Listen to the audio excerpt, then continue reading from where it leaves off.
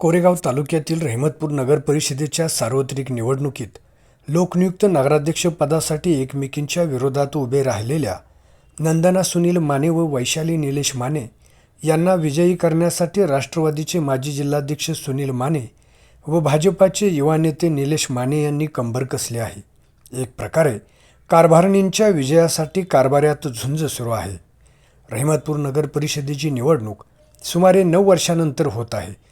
गेली 25 वर्ष नगर परिषदेवर राष्ट्रवादीच्या माध्यमातून सुनील माने यांची सत्ता आहे.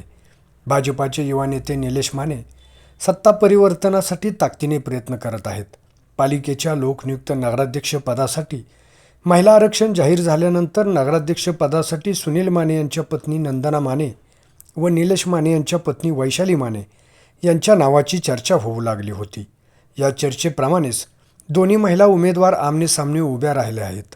या निवडणुकीत सुनील माने यांना राष्ट्रवादी शरद पवार गटाचे नेते अविनाश माने, उपमुख्यमंत्री एकनाथ शिंदे यांच्या शिवसेनेचे नेते वासुदेव माने व काँग्रेसचे नेते धैर्यशील सुपले यांनी पाठिंबा दर्शवला आहे. तर भाजपाचे युवा नेते निलेश माने यांच्या पाठीशी भाजपाच्या ज्येष्ठ नेत्या चित्रलेखा माने कदम यांनी ताकद लावली आहे. रहमतपूर पालिकेसाठी होत असलेल्या दुरंगी लढतीमध्ये नगरसेवक पदासाठी दोन्ही पॅनलकडून 40 उमेदवार तर लोकनियुक्त नगराध्यक्ष पदासाठी 2 उमेदवार आमनेसामने मैदानात आहेत. सुनील मानेंच्या मदतीसाठी उपमुख्यमंत्री अजित पवार यांनी 2 वेळा रहमतपूरमध्ये जाहीर सभेला उपस्थित राहून वातावरण तापवले. तर निलेश माने यांच्यासाठी ग्रामविकास मंत्री जयकुमार गोरे, सार्वजनिक बांधकाम मंत्री शिवेंद्रराजे भोसले यांनी सभेला उपस्थित राहून ताकद दिली. तर आमदार मनोज घोरपडे यांनी दिवसभर रहमतपुरात ठाण मांडून होम टू होम प्रचार करून निवडणुकीला प्रचंड रंगत आणली आहे. 25 वर्ष सत्ता असल्यामुळे सुनील माने सर्वसामान्य मतदारापर्यंत कनेक्ट आहेत. निलेश मानेंचे वडील संपतदादा माने हेही राजकारणात अनेक वर्षापासून सक्रिय असल्यामुळे तेही तळागाळातील सर्वसामान्य मतदारांच्यापर्यंत कनेक्ट आहेत. भाजपाकडून ही निवडणूक प्रचंड प्रतिष्ठेची करण्यात आली आहे. मंत्री जयकुमार गोरे, मंत्री शिवेंद्रराजे भोसले व आमदार मनोज घोरपडे यांनी रहमतपूरकरांना भाजपाचे पॅनल विजयी करण्यासाठी साद घातली आहे.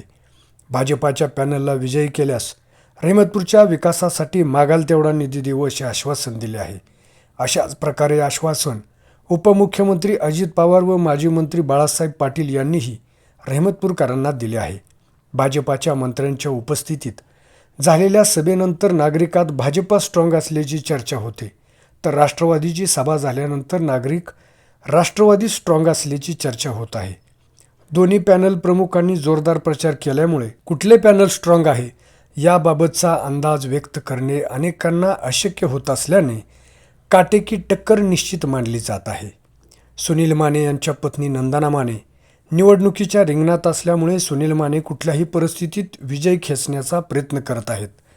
तर निलेश माने स्वतः उमेदवार असून पत्नी वैशाली माने नगराध्यक्ष पदासाठी मैदानात असल्याने कुठल्याही परिस्थितीत पालिका ताब्यात घ्यायची असा चंग बांधून गल्ली टू गल्ली अन घर टू घर भेट देऊन प्रयत्न करत आहेत. रहमतपूरच्या इतिहासात मिळालेल्या माहितीनुसार पहिल्यांदाच पती-पत्नी निवडणुकीच्या मैदानात एकाच वेळी उभे आहेत. या निवडणुकीच्या निमित्ताने कारभारणीच्या विजयासाठी कारभाऱ्यात झुंज सुरू आहे. आज प्रचाराचा शेवटचा दिवस असून उद्या मंगळवार दिनांक 2 डिसेंबर रोजी मतदान होणार आहे. तर बुधवार दिनांक 3 डिसेंबर रोजी दुपारी 12:30 वाजेपर्यंत निवडणुकीचा निकाल जाहीर होणार आहे.